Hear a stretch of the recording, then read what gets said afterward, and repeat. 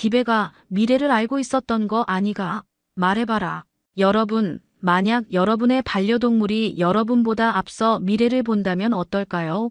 말도 안 된다고요? 하지만 지금부터 들려드릴 이야기는 실제로 일어난 일입니다. 울진에 사는 48세 강민호 씨와 진돗개 기배기의 이야기인데요. 이 개는 단순히 똑똑한 개가 아니었습니다. 놀라지 마세요. 기배기는 아직 일어나지도 않은 사고를 미리 알고 주인을 막아선 겁니다. 그것도 한 번이 아니라 여러 번 말이죠. 과연 우연일까요? 아니면 과학으로도 설명할 수 없는 이 신비로운 능력의 정체는 무엇일까요? 그리고 기배기는 어떻게 미래를 볼 수 있었던 걸까요? 지금부터 그 충격적인 진실을 파헤쳐 보겠습니다. 1초밖에 걸리지 않는 구독과 좋아요 눌러주시면 이야기가 더 재미있으실 거예요. 그럼 지금부터 시작합니다. 울진의 새벽은 언제나 조용했습니다. 도시의 소음에 익숙했던 강민호에게 이 고요함은 처음엔 낯설었지만 이제는 오히려 마음을 진정시키는 약 같은 존재가 되었죠. 48세의 나이에 모든 것을 버리고 이곳에 온 지 벌써 2년이 흘렀습니다. 민호는 새벽 5시에 일어나 비닐하우스로 향했어요. 토마토와 상추가 자라는 작은 공간이지만 그에게는 전 세계나 다름없었습니다. 대기업 영업관리직에서 매일 사람들과 부딪히며 살았던 과거와는 완전히 다른 삶이었죠. 그때는 하루도 조용할 날이 없었는데 지금은 하루 종일 말 한마디 하지 않는 날도 많았습니다. 건강 악화와 극심한 번아웃이 그를 이곳으로 이끌었어요. 병원에서 받은 진단서에는 만성피로 증후군과 우울증 초기 증상이라는 무서운 단어들이 적혀 있었습니다. 의사는 환경을 완전히 바꿔보라고 조언했고 민호는 과감하게 모든 것을 정리하고 이곳 울진으로 왔던 것이죠. 처음 몇 달은 정말 힘들었습니다. 농사일은 생각보다 훨씬 어려웠고 혼자만의 시간이 너무 길어서 때로는 답답함을 느끼기도 했어요. 가족들과의 연락도 점점 뜸해졌고 예전 직장 동료들과도 자연스럽게 멀어졌습니다. 민호는 스스로를 세상과 단절된 섬 같은 존재라고 생각하며 살고 있었죠. 그런 어느 날 밤이었습니다. 평소처럼 비닐하우스에서 마지막 점검을 마치고 집으로 돌아가려던 민호는 문득 이상한 기척을 느꼈어요. 달빛이 비치는 하우스 입구에 하얀 그림자 하나가 조용히 앉아 있었습니다. 개야. 민호가 조심스럽게 다가가자 그 하얀 개는 도망가지 않고 오히려 민호를 빤히 바라보았습니다. 온몸이 하얀 털로 덮여 있고 눈매가 유독 총명해 보이는 진돗개였어요. 특이한 점은 꼬리 끝부분에만 작은 검은 점이 있다는 것이었습니다. 주인이 어디 있니? 길을 잃었나? 민호가 부드럽게 말을 걸자 개는 꼬리를 살짝 흔들며 고개를 갸우뚱했습니다. 마치 민호의 말을 이해하는 것 같았어요. 목에는 목줄도 없었고 특별히 마르거나 지쳐 보이지도 않았습니다. 오히려 건강하고 당당한 모습이었죠. 여기서 뭘 하고 있는 거야? 밥 먹을래? 민호는 집에서 소시지 몇 개를 가져와 개에게 주었습니다. 개는 조심스럽게 소시지를 받아 먹으면서도 계속 민호의 눈을 바라보고 있었어요. 그 눈빛에는 뭔가 특별한 것이 있었습니다. 단순한 배고픔이나 호기심을 넘어선 마치 민호를 알아보는 듯한 느낌이었죠. 너 혹시 나를 찾아온 거야? 말도 안 되는 생각이었지만 민호는 문득 그런 생각이 들었습니다. 이 개가 우연히 여기 온 것이 아니라 뭔가 특별한 이유가 있어서 온 것 같다는 느낌이었어요. 다음 날 아침 민호가 비닐하우스로 가보니 그 개가 여전히 그 자리에 앉아 있었습니다. 밤새 그곳에서 지킨 모양이었어요. 민호는 동네를 돌아다니며 개의 주인을 찾아보았지만 아무도 그 개를 아는 사람이 없었습니다. 그럼 이제부터 너는 내 친구가 되는 거구나. 이름을 뭐라고 할까? 민호는 한참을 고민하다가 기백이라는 이름을 지어주었습니다. 이 개에게서 느껴지는 특별한 기운 때문이었습니다. 기백이는 그날부터 민호의 그림자가 되었습니다. 민호가 어디를 가든 따라다녔고 밤에는 집 앞에서 조용히 지키고 있었어요. 오랫동안 혼자였던 민호에게는 정말 소중한 동반자가 생긴 것이었습니다. 기백이가 민호와 함께 지낸 지 일주일이 지났습니다. 둘은 이미 완벽한 호흡을 맞추고 있었어요. 민호가 아침에 일어나면 기백이는 이미 집 앞에서 꼬리를 흔들며 기다리고 있었고 비닐하우스 일을 할 때도 조용히 곁에서 지켜보고 있었습니다. 그날도 평소와 다름없는 하루였어요. 민호는 토마토 모종에 물을 주고 상추밭을 정리하는 일상을 보내고 있었습니다. 기백이는 하우스 입구에서 편안하게 누워 있으면서도 주변을 살피는 것 같았죠. 그 모습이 마치 경비견처럼 보여서 민호는 가끔 웃음이 났습니다. 기백아, 너 정말 성실하구나. 나보다 더 농부 같아. 민호가 농담 삼아 말하자 기백이는 고개를 갸우뚱하며 민호를 바라보았어요. 그 표정이 워낙 진지해서 민호는 혼자 피식 웃었습니다. 저녁 무렵 하루 일을 마친 민호는 기백이와 함께 집으로 돌아갔습니다. 간단히 저녁을 먹고 텔레비전을 보다가 일찍 잠자리에 들었어요. 농사일은 생각보다 체력 소모가 커서 밤이 되면 자연스럽게 졸음이 쏟아졌습니다. 기백이도 민호가 잠들면 집안 마당에서 조용히 잠을 청하는 것이 일상이 되었죠. 처음에는 집 안으로 들어오라고 했지만 기백이는 왜인지 밖에서 자는 것을 더 좋아하는 것 같았습니다. 그런데 그날 밤 새벽 2시경 갑자기 기백이의 급한 짖음 소리가 들려왔어요. 왈왈, 왈왈왈. 평소 거의 짖지 않던 기백이가 이렇게 크게 짖는 것은 처음이었습니다. 민호는 깊은 잠에서 깨어나 당황스러워했어요. 기백아, 왜 그래? 무슨 일이야? 민호가 창문을 열고 밖을 내다보니 기백이가 비닐하우스 쪽을 향해 계속 짖고 있었습니다. 그리고는 민호를 보자마자 하우스 쪽으로 뛰어가면서 다시 돌아와서 짖었어요. 마치 민호에게 빨리 나와보라고 하는 것 같았습니다. 뭔가 이상한 일이 있나? 민호는 급히 옷을 입고 밖으로 나갔습니다. 기백이는 민호가 나오자 안도하는 듯 꼬리를 흔들면서도 계속 하우스 쪽을 가리키며 짖었어요. 비닐하우스로 가보니 정말 이상한 일이 벌어지고 있었습니다. 하우스 한쪽 모서리에서 작은 스파크가 튀고 있었어요. 전기 배선에 문제가 생긴 모양이었습니다. 이게 뭐야? 민호가 자세히 살펴보니 상황이 심각했습니다. 오래된 전선이 어딘가에 걸려서 피복이 벗겨진 채로 금속 파이프와 접촉하고 있었어요. 스파크가 계속 튀면서 주변의 마른 집과 비닐에 불씨가 옮겨갈 위험한 상황이었습니다. 이런, 큰일 날 뻔했네. 민호는 급히 전기 차단기를 내리고 물을 가져와 주변을 적셨습니다. 다행히 아직 불이 크게 번지지는 않았지만 조금만 늦었다면 하우스 전체가 불타버릴 수도 있는 상황이었어요. 전기를 차단하고 나니 스파크도 멈췄습니다. 민호는 손전등을 들고 손상된 전선을 확인해 보았어요. 생각보다 심각한 손상이었고 전문가의 도움 없이는 수리가 어려워 보였습니다. 기백아, 너 정말 대단하구나. 내가 아니었다면. 민호가 기백이를 쓰다듬으며 고마움을 표현하자 기백이는 마치 당연한 일을 한 것처럼 차분하게 꼬리를 흔들었습니다. 그런데 기백이의 눈빛에는 뭔가 특별한 것이 있었어요. 단순히 냄새나 소리로 이상 징후를 감지한 것이 아니라 마치 미리 알고 있었던 것 같은 느낌이었습니다. 다음 날 아침, 민호는 전기기사를 불러 전선을 새로 교체했습니다. 기사도 상황을 보고 놀라면서 말했어요. 아, 이거 정말 위험했겠네요. 밤에 발견하신 게 정말 다행입니다. 조금만 늦었어도 큰 화재가 날 뻔했어요. 민호는 기백이를 바라보며 묘한 감정을 느꼈습니다. 이것이 단순한 우연일까? 기백이가 정말 그냥 소음을 듣고 짖은 것일까? 아니면 뭔가 더 특별한 능력이 있는 것일까? 너 뭐가 보이는 거니? 민호가 조심스럽게 물어보자 기백이는 고개를 갸우뚱하며 민호를 바라보았습니다. 그 눈빛에는 깊은 지혜가 담겨 있는 것 같았어요. 마치 인간의 말을 이해하고 있다는 듯한 표정이었습니다. 그날부터 민호는 기백이를 보는 시선이 조금씩 달라지기 시작했습니다. 단순히 귀여운 반려동물이 아니라 뭔가 특별한 능력을 가진 존재일지도 모른다는 생각이 들었어요. 의심과 경외감이 동시에 마음속에서 자라나고 있었습니다. 화재 사건 이후 일주일이 지났습니다. 민호는 기백이를 보는 시선이 완전히 달라져 있었어요. 그냥 우연히 나타난 떠돌이 개가 아니라 뭔가 특별한 직감을 가진 존재라는 생각이 점점 커지고 있었습니다. 그런 어느 날 울진군청에서 연락이 왔어요. 지역 농산물 박람회에 민호를 귀농인 대표로 초청하고 싶다는 내용이었습니다. 박람회는 다음 주 토요일 포항에서 열릴 예정이었고 민호의 친환경 농법이 화제가 되어 초청받게 된 것이라고 했죠. 박람회라 오랜만에 사람들 앞에 나서는 거네. 민호는 조금 망설였습니다.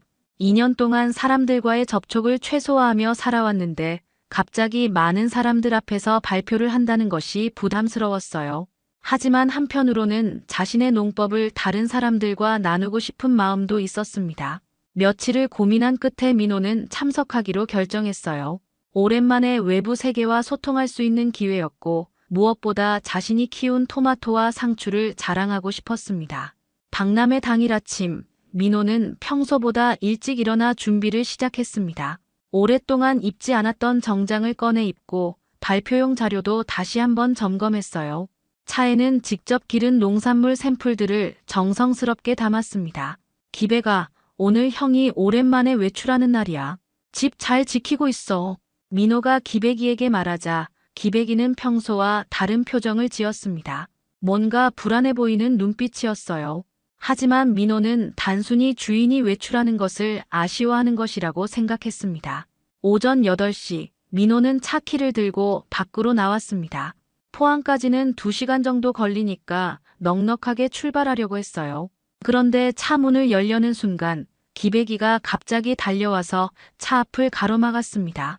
기배가 비켜. 늦겠어. 민호가 부드럽게 말했지만 기배기는 움직이지 않았어요. 오히려 더 단단히 차 앞에 앉아서 민호를 올려다보고 있었습니다. 왈왈, 왈왈왈. 기배기가 크게 짖기 시작했습니다. 평소 거의 짖지 않던 기배기가 이렇게 격렬하게 짖는 것은 화재 사건 이후 처음이었어요. 그런데 이번에는 위험을 알리는 짖음이 아니라 뭔가를 막으려는 듯한 짖음이었습니다. 야, 기배가, 뭐 하는 거야? 민호가 조금 큰 목소리로 말했지만 기배기는 더욱 강하게 짖으며 차 앞에서 움직이지 않았어요. 민호가 차 주변으로 돌아가려고 하면 기배기도 함께 움직이며 계속 가로막았습니다. 이상하네. 왜 이러지? 민호는 당황스러웠습니다. 화재 때는 정말 위험한 상황이었으니까 기배기의 행동을 이해할 수 있었지만 지금은 단순히 외출하는 것뿐인데 왜 이렇게 막는지 알 수 없었어요. 시간은 계속 흘러가고 있었습니다. 이미 8시 30분이 넘어가고 있었고 이런 식으로 지체되면 박람회에 늦을 수도 있었어요. 민호는 점점 초조해지기 시작했습니다. 기배가 제발, 형이 정말 중요한 일이 있다고. 민호가 간절하게 부탁했지만 기배기는 여전히 완강했습니다. 오히려 더 슬픈 표정으로 민호를 바라보며 낑낑거렸어요. 마치 가면 안 돼요. 위험해요라고 말하는 것 같았습니다. 민호는 점점 화가 나기 시작했어요. 아무리 기배기가 특별한 개라고 해도 이렇게 자신의 일정을 방해할 권리는 없다고 생각했습니다. 야, 기배가 그만해. 내가 이러면 형이 정말 곤란하다고. 민호가 처음으로 기배기에게 화를 냈습니다. 하지만 기배기는 오히려 더 슬픈 눈으로 민호를 바라보며 꼼짝도 하지 않았어요. 시계를 보니 이미 9시가 넘어가고 있었습니다. 이제 출발해도 박람회 시작 시간에 맞추기 어려운 상황이었어요. 민호는 깊은 한숨을 내쉬며 차 키를 주머니에 넣었습니다. 알았어, 기배가. 오늘은 안 가겠어. 내가 이렇게까지 막는 데는 분명 이유가 있겠지. 민호가 포기한다고 말하자 그제야 기배기가 차 앞에서 물러났습니다. 그리고는 민호 앞에 와서 앉아 꼬리를 살짝 흔들었어요. 마치 잘하셨어요 라고 말하는 것 같았습니다. 민호는 박람회 주최 측에 전화를 걸어 갑작스러운 사정으로 참석할 수 없게 되었다고 사과했습니다. 담당자는 아쉬워하면서도 이해한다고 말해주었어요. 전화를 끊고 난 후 민호는 기배기를 바라보며 복잡한 마음이었습니다. 화가 나면서도 한편으로는 궁금했어요. 기배기가 왜 이렇게까지 자신의 외출을 막으려고 했는지 말이죠. 기배가, 내가 뭘 하는 거니? 정말 오늘 나가면 안 되는 일이라도 있는 거야? 기배기는 민호의 질문에 고개를 갸우뚱하며 답하는 듯 했습니다. 그 눈빛에는 여전히 깊은 걱정이 담겨 있었어요. 박람회를 포기한 후 민호는 영 찜찜한 마음으로 하루를 보내고 있었습니다. 기배기 때문에 중요한 기회를 놓쳤다는 생각에 계속 마음이 무거웠어요. 아무리 기배기가 특별한 개라고 해도 이번만큼은 너무 지나쳤다는 생각이 들었습니다. 오후 내내 민호는 비닐하우스에서 일하면서도 계속 박람회 생각을 했어요. 지금쯤 다른 농부들은 자신들의 농산물을 자랑스럽게 소개하고 있을 텐데 자신만 빠져있다는 생각이 들어 아쉬웠습니다. 기백이는 평소처럼 민호 곁에서 조용히 지켜보고 있었지만 민호는 기백이를 보기가 조금 어색했어요. 기백아, 내가 정말 좋은 이유가 있기를 바라는데. 민호가 중얼거리자 기백이는 마치 미안하다는 듯 귀를 뒤로 젖히며 민호를 바라보았습니다. 그 표정이 워낙 순수해서 민호의 마음도 조금씩 누그러졌어요. 저녁 무렵 민호는 하우스 일을 마치고 집으로 돌아와 저녁을 준비했습니다. 혼자 먹는 저녁이 더욱 쓸쓸하게 느껴졌어요. 박람회에 갔다면 지금쯤 다른 농부들과 함께 저녁을 먹으며 유익한 대화를 나누고 있을 텐데 말이죠. 기백이에게 사료를 챙겨주고 나서 민호는 거실 소파에 앉아 텔레비전을 켰습니다.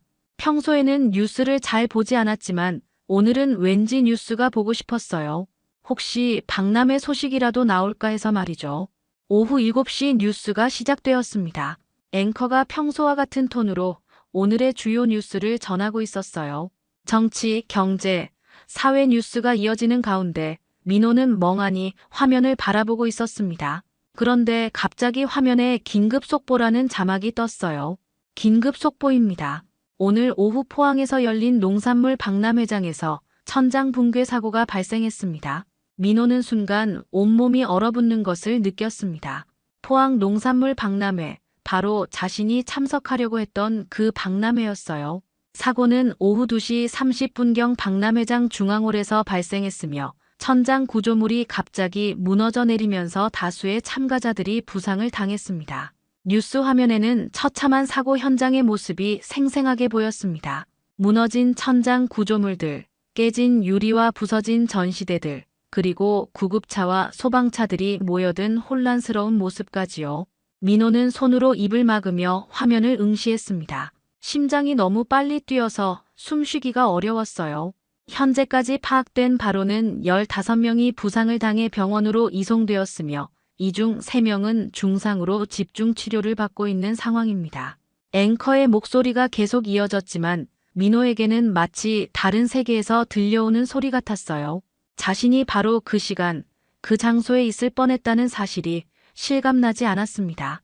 사고 원인은 아직 조사 중이지만 오래된 건물의 구조적 문제가 원인으로 추정되고 있습니다. 박람회 참가자들은 민호는 더 이상 뉴스를 들을 수 없어서 리모컨으로 음량을 줄였습니다. 머릿속이 하얘지면서 아무 생각도 나지 않았어요. 그때 기백이가 소파 앞으로 다가와 민호를 조용히 바라보았습니다. 그 눈빛에는 더 이상 미안함이 아니라 깊은 위로와 따뜻함이 담겨 있었어요. 마치 이제 이해하시겠죠? 라고 말하는 것 같았습니다. 기백이가 날 살렸어. 민호가 떨리는 목소리로 중얼거렸습니다. 만약 기백이가 아침에 자신을 막지 않았다면 지금쯤 자신도 그 사고 현장에 있었을 거예요. 어쩌면 중상을 입었을 수도 있고 더 심한 경우를 당했을 수도 있었습니다. 민호는 소파에서 일어나 기백이 앞에 무릎을 꿇었어요. 그리고 기백이의 얼굴을 두 손으로 감싸며 눈을 마주 보았습니다. 고마워, 기백아. 정말 고마워. 내가 아니었다면. 목소리가 떨려서 더 이상 말을 이을 수 없었습니다. 눈물이 핑 돌면서 가슴이 벅차올랐어요. 아침에 기백이에게 화를 냈던 자신이 너무 부끄러웠습니다. 기백이는 민호의 손을 살짝 핥으며 위로하는 듯한 행동을 보였어요. 그 순간 민호는 확신했습니다. 기백이는 단순한 개가 아니라는 것을, 정말로 뭔가 특별한 능력을 가진 존재라는 것을 말이죠. 뉴스는 계속해서 사고 관련 소식을 전하고 있었습니다. 부상자들의 상태, 사고 수습 과정, 그리고 박람회 주최 측의 사과 등이 이어졌어요. 민호는 그 모든 것이 자신과 직접 연관된 일이라는 사실에 소름이 돋았습니다. 어떻게 이런 일을 미리 알 수 있는 거지? 정말 신기해. 민호는 기백이를 쓰다듬으며 중얼거렸습니다. 이제는 의심이 아니라 경이로움이었어요. 기백이에 대한 생각이 완전히 바뀌는 순간이었습니다. 박람회 사고 뉴스를 본 다음 날 아침, 민호는 평소보다 일찍 일어났습니다. 하지만 잠을 제대로 이루지 못해 몸이 무거웠어요. 밤새 기백이의 신기한 능력에 대해 계속 생각하느라 뒤척거렸거든요. 꿈인지 현실인지 구분이 안 될 정도로 생생한 하루였습니다. 기백이는 평소와 다름없이 민호를 맞이했지만 민호가 바라보는 시선은 완전히 달라져 있었어요. 어제까지만 해도 그냥 똑똑한 개 정도로 생각했는데 이제는 정말 특별한 존재라는 확신이 들었습니다. 기백아, 어제 정말 고마웠어. 내가 아니었다면. 민호가 기백이의 머리를 쓰다듬자 기백이는 꼬리를 살랑살랑 흔들며 평범한 듯 행동했어요. 마치 어제 일이 별것 아니라는 듯이 말이죠. 오전 중에 비닐하우스에서 일하고 있는데 옆 농장에서 기르는 닭들을 돌보는 박정순 할머니가 찾아왔습니다. 70대 중반의 할머니는 이 동네에서 가장 오래 사신 분 중 한 명이었어요. 혼자 사시면서도 정정하게 농사일을 하는 모습이 항상 인상적이었습니다. 민호야, 어제 뉴스 봤니? 포항 박람회 사고 말이야. 정순 할머니가 걱정스러운 표정으로 물어보셨어요. 작은 동네라서 민호가 박람회에 참석할 예정이었다는 소식을 이미 알고 계셨나 봅니다. 네, 할머니. 정말 큰일 날 뻔했어요. 다행히 기백이가 제가 나가는 걸 막아서. 민호가 어제 있었던 일을 간단히 설명하자 정순 할머니의 눈이 휘둥그레졌습니다. 어머, 정말 기백이가 너를 막았다고. 그럼 기백이가 미리 알았다는 거네. 그런 것 같아요. 평소에는 저한테 그런 적이 없었는데 어제만큼은 정말 필사적으로 막더라고요. 정순 할머니는 기백이를 바라보며 고개를 끄덕이셨어요. 그 표정에는 놀라움과 함께 뭔가 납득하는 듯한 기색이 보였습니다. 그럼 그거구나. 역시 내가 생각한 게 맞았어. 네. 할머니가 생각하신 게 뭐예요? 민호가 궁금해하자 정순 할머니는 주변을 둘러보며 조용히 말씀하셨어요. 사실 나도 기백이 때문에 큰일을 피한 적이 있거든. 한 달 전쯤이었나? 기백이가 밤새 우리 집 앞에서 계속 짖더라고. 정순 할머니의 이야기가 시작되자 민호는 귀를 기울였습니다. 기백이도 마치 자신의 이야기를 듣는 듯 조용히 앉아 있었어요. 그날 밤 기백이가 워낙 시끄럽게 짖어서 잠을 못 잤어. 새벽까지 계속 짖길래 나도 화가 났었지. 그런데 다음 날 아침에 집안에서 가스 냄새가 나는 거야. 가스 냄새요? 응. 확인해 보니까 가스레인지 뒤쪽 호스에서 가스가 새고 있었어. 밤새 조금씩 새어나왔던 모양이야. 만약 기백이가 안 짖었다면 나는 계속 잤을 거고. 정순 할머니의 말에 민호는 소름이 돋았습니다. 만약 할머니가 계속 주무셨다면 가스 중독이나 폭발 사고로 이어질 수도 있었던 상황이었어요. 기백이가 미리 알고 할머니를 깨운 거네요. 그런 것 같아. 그때는 그냥 우연이라고 생각했는데 오늘 내 이야기를 들으니까 확실해지는구나. 두 사람이 이야기하고 있는 사이 마침 동네 슈퍼를 운영하는 김 사장이 지나가다가 인사를 건넸어요. 아, 민호 씨. 어제 박람회 소식 들었어요. 정말 다행이네요. 네, 사장님. 기백이 덕분에 큰일을 피했어요. 김 사장도 기백이의 이야기를 듣더니 무릎을 탁 쳤습니다. 아, 그러고 보니까 저도 비슷한 경험이 있어요. 지난달에 새벽에 가게 가려고 하는데 기백이가 갑자기 제 앞을 가로막으면서 짖더라고요. 정말요? 네. 그래서 좀 늦게 가게 갔는데 알고 보니까 그 시간에 가게 앞 전봇대에서 전선이 끊어져서 떨어져 있었어요. 만약 제가 원래 시간에 갔다면. 김 사장의 이야기를 들으며 민호와 정순 할머니는 서로 놀란 표정으로 바라보았어요. 기백이의 능력이 한두 번의 우연이 아니라는 것이 점점 명확해지고 있었습니다. 이런 이야기들이 하나씩 나오자 동네 사람들이 하나둘 모여들기 시작했어요. 소문이 빠르게 퍼지는 것이 시골 동네의 특징이었죠. 기백이가 그런 능력이 있다고요? 정말 신기하네요. 어떻게 미리 알 수 있을까요? 우리 할아버지가 그러시는데 동물들은 사람보다 육감이 뛰어나다고 하시더라고요. 사람들의 관심이 집중되자 기백이는 조금 어색해하는 듯 했어요. 평소에는 조용히 구석에 있기를 좋아했는데 갑자기 주목받게 되니까 말이죠. 그때 동네에서 가장 연장자인 최할아버지가 지팡이를 짚고 천천히 다가오셨습니다. 기백이 이야기를 듣고 왔는데 정말 특별한 개로구나. 최할아버지는 기백이를 한참 바라보시더니 고개를 끄덕이셨어요. 옛날부터 이런 개들이 있었어. 사람들을 지켜주는 영물 같은 개들 말이야. 기백이도 그런 개인 것 같구나. 할아버지의 말씀에 사람들이 더욱 신기해했어요. 기백이를 보는 시선도 완전히 달라졌습니다. 그럼 기백이가 우리 동네 수호신인 셈이네요. 정말 대단해요. 이런 개를 처음 봐요. 사람들의 감탄이 이어지는 가운데 민호는 문득 그동안 기백이가 보인 행동들을 다시 떠올려 보았어요. 처음 나타났을 때부터 뭔가 특별한 느낌이 있었고 화재 사건 때도 정확히 위험을 감지했었죠. 그리고 어제의 일까지 정말 특별한 개구나. 민호가 중얼거리자 기백이는 민호를 바라보며 꼬리를 살짝 흔들었어요.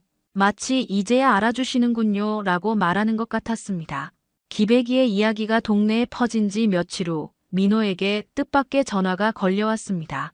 발신자는 이도현이라는 이름이었는데 처음에는 누군지 몰랐다가 목소리를 듣고 나서야 기억이 났어요. 형, 저 도현이에요. 회사에서 같이 일했던 도현. 아, 도현아. 어떻게 내 번호를. 도현은 민호보다 10살 어린 후배였습니다. 회사에서 영업팀에 있을 때 민호가 많이 챙겨줬던 후배였죠. 민호가 회사를 그만둘 때 가장 아쉬워했던 사람 중 한 명이기도 했어요. 형이 울진으로 귀농하신 건 알고 있었는데 최근에 기백이라는 게 이야기가 지역 신문사에까지 들려와서 연락드렸어요. 도현은 현재 지역 신문사에서 기자로 일하고 있다고 했습니다. 대기업을 그만두고 본인도 지역으로 내려와 새로운 삶을 시작한 거였어요. 형, 정말 신기한 이야기더라고요. 기백이가 박람회 사고를 미리 알고 형을 막았다는 거 정말인가요? 응, 정말이야. 나도 처음에는 믿기지 않았는데 민호는 도연에게 그동안 있었던 일들을 자세히 설명해 주었습니다. 화재 사건부터 박람회 사고까지 그리고 이웃들이 들려준 다른 사건들까지요. 와, 정말 대단하네요. 형, 괜찮으시다면 기사로 써도 될까요? 이런 좋은 이야기는 많은 사람들이 알아야 한다고 생각해요. 도연의 제안에 민호는 잠시 망설였습니다. 2년 동안 조용히 살아왔는데 갑자기 주목받는 것이 부담스러웠어요. 하지만 기백이의 이야기를 통해 사람들에게 희망을 줄 수 있다면 나쁘지 않을 것 같았습니다. 그래, 한번 와봐. 오랜만에 얼굴도 보고. 이틀 후 도현이 울진으로 내려왔습니다. 8년 만에 만난 후배는 많이 달라져 있었어요. 예전에는 도시 생활에 찌든 모습이었는데 지금은 한결 여유롭고 건강해 보였습니다. 형, 정말 좋아 보이세요. 예전보다 훨씬 편안해 보여요. 너도 많이 달라졌구나. 지역에서 기자 생활 어때? 좋아요. 예전처럼 스트레스 받지도 않고 의미 있는 기사들을 쓸 수 있어서 만족해요. 도연은 기백이를 보자마자 감탄했습니다. 정말 영특해 보이는 눈빛이라며 한참을 바라보더니 카메라를 꺼내 사진을 찍기 시작했어요. 기백아 안녕. 나는 민호 형 친구야. 신기하게도 기백이는 도연에게 경계심을 보이지 않았습니다. 오히려 편안하게 다가가서 냄새를 맡고 꼬리를 흔들었어요. 마치 도연이 좋은 사람이라는 것을 알아보는 것 같았죠. 도연은 민호와 이웃들을 인터뷰하며 기백이에 대한 자세한 이야기들을 들었습니다. 정순 할머니의 가스 누출 사건, 김 사장의 전선 사고 등 여러 사람들의 증언을 꼼꼼히 기록했어요. 정말 신기한 이야기네요. 이런 개는 처음 봐요. 취재를 마친 도연이 감탄하며 말했을 때 갑자기 민호의 핸드폰이 울렸습니다. 화면에는 소은이라는 이름이 떠 있었어요. 여보세요, 소은아. 오빠, 뉴스 봤어요. 박람회 사고 말이에요. 정말 다행이에요. 소은은 민호의 여동생으로 서울에서 간호사로 일하고 있었습니다. 평소에도 오빠를 많이 걱정하는 편이었는데 이번 소식을 듣고는 더욱 걱정이 되었나 봐요. 응, 다행이었어. 기백이 덕분에 큰일을 피했지. 그 기백이라는 개가 오빠를 구해준 거예요? 정말 신기하네요. 오빠, 저 이번 주말에 내려갈게요. 뭐? 갑자기 왜? 오빠 얼굴도 보고 싶고 기백이도 만나보고 싶어요. 그리고 오빠가 혼자 사는 게 걱정돼서. 소은의 목소리에는 진심 어린 걱정이 담겨 있었습니다. 민호가 울진으로 내려온 후로는 명절에만 만났는데 이렇게 갑자기 내려온다는 것이 감동적이었어요. 전화를 끊고 난 후 도현이 웃으며 말했습니다. 형, 가족분이 걱정하시나 봐요? 응, 여동생인데 평소에도 나를 많이 걱정해. 이번 일로 더 걱정이 늘었나 봐. 좋은 일이에요. 가족이 걱정해 주는 거니까. 그 주말 정말로 소은이 울진으로 내려왔습니다. 2년 만에 만난 여동생은 오빠를 보자마자 눈물을 글썽였어요. 오빠 많이 야위셨네요. 혼자 살면서 제대로 못 드시는 것 같아요. 아니야, 나 잘 먹고 있어. 오히려 전보다 건강해졌어. 소은은 기백이를 보자마자 감탄했습니다. 정말 영특하게 생겼다며 한참을 쓰다듬었어요. 기백이도 소은을 금방 받아들이는 모습이었습니다. 오빠를 구해준 기백이구나. 정말 고마워. 소은이 기백이에게 말하자 기백이는 마치 알아듣는다는 듯 꼬리를 흔들었어요. 그날 저녁 오랜만에 남매가 함께 저녁을 먹으며 이야기를 나눴습니다. 도연도 함께해서 더욱 따뜻한 분위기였어요. 오빠 예전보다 많이 밝아 보여요.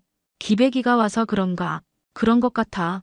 혼자 있을 때보다 훨씬 외롭지 않거든. 민호는 그동안 혼자 살면서 느꼈던 외로움을 솔직하게 털어놓았습니다. 기백이가 와서 얼마나 큰 변화가 있었는지도 말했고요. 기백이 정말 신기한 개네요. 마치 오빠를 위해 나타난 것 같아요. 소은의 말에 민호도 고개를 끄덕였습니다. 정말로 기백이는 자신에게 필요한 순간에 나타난 것 같았어요. 그날 밤 민호는 오랜만에 가족의 따뜻함을 느꼈습니다. 그리고 기백이는 조용히 그 모든 것을 지켜보고 있었죠. 마치 자신이 이룬 작은 기적에 만족하는 것처럼 말이에요. 소은이 서울로 돌아간 다음 주 도연의 기사가 지역신문에 실렸습니다. 울진의 기적 위험을 예감하는 신비한 개 기백이라는 제목으로 일면에 크게 보도되었어요. 기사에는 민호와 기백이의 사진도 함께 실려 있었습니다. 와, 정말 잘 나왔네. 민호가 신문을 보며 감탄했을 때 기백이도 마치 자신의 사진을 알아보는 듯 신문을 바라보았어요. 그 모습이 워낙 귀여워서 민호는 웃음이 났습니다. 기사가 나간 후 동네는 더욱 시끌벅적해졌어요. 다른 지역에서도 기백이를 보러 오는 사람들이 있었고 지역 방송국에서도 취재 요청이 들어왔습니다. 갑작스럽게 유명해진 상황이 민호에게는 조금 부담스러웠죠. 그런 어느 날 민호는 문득 기백이와 함께 어디론가 떠나고 싶다는 생각이 들었습니다. 2년 동안 농장과 집만 오가며 살았는데 이제는 좀 더 넓은 세상을 보고 싶었어요. 그리고 무엇보다 기백이와 함께 특별한 추억을 만들고 싶었습니다. 기백아, 우리 어디 좀 다녀올까? 민호가 물어보자 기백이는 고개를 갸우뚱하며 호기심 어린 눈빛을 보였어요. 민호는 울진 지역 관광 안내서를 펼쳐보며 여러 곳을 살펴보았습니다. 그 중에서도 왕피천 계곡이 눈에 띄었어요. 울진에서 가장 아름다운 자연명소 중 하나로 특히 폭포가 유명한 곳이었습니다. 민호는 그곳으로 기백이와 함께 트레킹을 가기로 결심했죠. 토요일 아침 일찍 민호는 간단한 배낭을 메고 기백이와 함께 왕피천으로 향했습니다. 차로 30분 정도 가니까 트레킹 입구가 나타났어요. 주차장에는 다른 등산객들의 차도 몇 대 보였습니다. 자, 기백아, 우리 첫 여행이다. 민호가 기백이에게 말하자 기백이는 꼬리를 힘차게 흔들며 주변을 두리번거렸어요. 새로운 환경에 대한 호기심이 가득한 모습이었습니다. 트레킹 코스는 생각보다 험하지 않았어요. 완만한 경사로 이어진 산책로를 따라 걸으니까 마음이 편안해졌습니다. 기백이도 민호 곁에서 즐거운 듯 걸었고 때로는 앞서가며 길을 안내하는 것 같았죠. 공기가 정말 좋구나. 민호가 깊게 숨을 들이마시자 폐속까지 맑은 공기가 스며드는 느낌이었어요. 도시에서 느낄 수 없었던 자연의 향기였습니다. 새소리와 바람소리, 그리고 멀리서 들려오는 물소리가 어우러져 자연의 교향곡을 만들어내고 있었어요. 1시간 정도 걸어가니 작은 쉼터가 나왔습니다. 민호는 그곳에서 잠시 쉬면서 준비해온 물을 마셨어요. 기백이에게도 물그릇에 물을 따라주자 기백이는 맛있게 물을 마셨습니다. 기백아, 너도 여행이 좋지? 기백이는 마치 대답하는 듯 꼬리를 흔들었어요. 그 모습을 보니 민호의 마음도 더욱 가벼워졌습니다. 다시 길을 걷기 시작한 지 30분 후 드디어 왕피천의 유명한 폭포가 모습을 드러냈습니다. 높이 20m 정도의 폭포에서 쏟아지는 물이 아래 연못으로 떨어지면서 하얀 물보라를 일으키고 있었어요. 와, 정말 아름답다. 민호는 폭포 앞에 서서 한참 동안 그 장관을 바라보았습니다. 물이 떨어지는 소리가 마음 깊은 곳까지 울려 퍼지는 것 같았어요. 마치 자연이 주는 치유의 선물 같았습니다. 기백이도 폭포를 신기하게 바라보고 있었어요. 그런 큰 물소리를 처음 들어보는 모양이었습니다. 하지만 전혀 무서워하지 않고 오히려 호기심 어린 눈빛으로 관찰하고 있었죠. 민호는 폭포 앞에 바위에 앉아 기백이와 함께 잠시 명상에 잠겼습니다. 물이 흘러내리는 모습을 보면서 문득 이런 생각이 들었어요. 이제야 내 마음도 흘러가는 것 같다. 지난 2년 동안 마음속에 쌓여있던 스트레스와 우울감이 폭포의 물줄기와 함께 흘러내리는 느낌이었어요. 도시에서의 치열한 삶, 건강 악화, 번아웃, 모든 것이 이 자연 속에서는 그리 중요하지 않게 느껴졌습니다. 기백아, 내가 내 인생에 와줘서 정말 고마워. 민호가 기백이를 쓰다듬으며 말하자 기백이는 민호의 무릎에 머리를 기대며 조용히 있었어요. 그 순간 둘 사이에는 말로 표현할 수 없는 깊은 유대감이 흘렀습니다. 폭포에서 충분히 쉰 후 민호는 기백이와 함께 기념사진을 찍었어요. 셀카봉을 이용해 폭포를 배경으로 찍은 사진에는 민호의 환한 미소와 기백이의 총명한 눈빛이 잘 담겨 있었습니다. 돌아가는 길에 민호는 마음이 한결 가벼워진 것을 느꼈어요. 오랫동안 잊고 있었던 여유와 평온함을 되찾은 기분이었습니다. 기백이도 만족스러운 표정으로 민호와 함께 걸었죠. 집에 돌아와서 민호는 도연에게 오늘 찍은 사진들을 보내주었습니다. 특히 폭포 앞에서 기백이와 함께 찍은 사진이 정말 잘 나왔다고 칭찬했어요. 형, 이 사진 정말 좋네요. 기사에 쓸 수 있을까요? 도연의 요청에 민호는 기꺼이 동의했습니다. 며칠 후 그 사진은 도연의 후속 기사 메인 사진으로 실렸어요. 기적의 개 기백이와 함께하는 치유여행이라는 제목과 함께 말이죠. 그날 밤 민호는 기백이와 함께 마당에 앉아 별을 바라보았습니다. 오늘 하루가 정말 특별했다는 생각이 들었어요. 단순히 여행을 다녀온 것이 아니라 마음의 치유를 경험한 하루였습니다. 기백아, 앞으로도 이렇게 함께 좋은 추억 많이 만들자. 기백이는 민호의 말에 꼬리를 흔들며 동의하는 것 같았어요. 그 순간 민호는 확신했습니다. 기백이와 함께라면 앞으로의 인생이 더욱 의미 있고 행복할 것이라고 말이죠. 왕피천 여행 이후 일주일이 지나자 더욱 놀라운 일이 벌어졌습니다. 지역 방송국 KBS 울진에서 기백이의 이야기를 정식으로 다루겠다고 연락이 온 것이었어요. 도연의 신문 기사가 화제가 되면서 더 큰 관심을 끌게 된 거였습니다. 정말 방송에 나가는 거예요? 민호는 아직도 믿기지 않았습니다. 2년 전만 해도 세상과 단절된 채 살고 싶어 했던 자신이 이제는 방송에까지 나가게 될 줄이야. 촬영 당일 방송팀이 민호의 농장으로 찾아왔어요. PD와 기자, 카메라맨까지 총 4명이 와서 농장 곳곳을 촬영했습니다. 기백이는 처음 보는 사람들에게도 경계심 없이 다가가며 촬영에 협조했어요. 정말 영특한 개네요. 카메라를 무서워하지도 않고. PD가 감탄하며 말했을 때 기백이는 마치 자신이 방송 스타가 된 것을 아는 듯 당당한 모습을 보였습니다. 카메라 앞에서도 자연스럽게 행동하며 때로는 렌즈를 직접 바라보기도 했어요. 방송이 나간 후 반응은 폭발적이었습니다. 울진의 기적이라는 제목으로 방영된 프로그램을 본 전국의 사람들이 기백이에게 관심을 보이기 시작했어요. 민호의 핸드폰에는 각지에서 온 연락들이 쇄도했습니다. 하지만 무엇보다 의미 있었던 것은 지역 주민들의 반응이었어요. 마을 어르신들과 아이들이 기백이를 만나러 농장을 찾아오기 시작한 것입니다. 기백이 보러 왔어요. 어느 날 오후 동네 초등학교 아이들 6명이 선생님과 함께 농장에 찾아왔어요. 아이들은 기백이를 보자마자 눈을 반짝이며 다가갔습니다. 우와, 정말 똑똑하게 생겼어요. 기백아 안녕. 아이들의 순수한 관심에 기백이도 즐거워하는 것 같았어요. 꼬리를 신나게 흔들며 아이들과 어울리는 모습이 정말 보기 좋았습니다. 이런 일이 계속되자 민호는 문득 새로운 아이디어가 떠올랐어요. 농장을 단순히 농작물만 기르는 곳이 아니라 사람들이 찾아와 치유를 받을 수 있는 공간으로 만들어보면 어떨까 하는 생각이었습니다. 기백아, 우리 농장을 좀 더 특별한 곳으로 만들어볼까? 민호는 기백이와 상의하듯 말했고 기백이는 고개를 갸우뚱하며 호기심 어린 눈빛을 보였어요. 그때부터 민호는 본격적으로 치유농장 계획을 세우기 시작했습니다. 기존의 토마토와 상추 재배는 그대로 두고 한쪽에는 사람들이 편안히 쉴 수 있는 공간을 마련했어요. 간단한 벤치와 테이블을 설치하고 작은 카페 공간도 만들었습니다.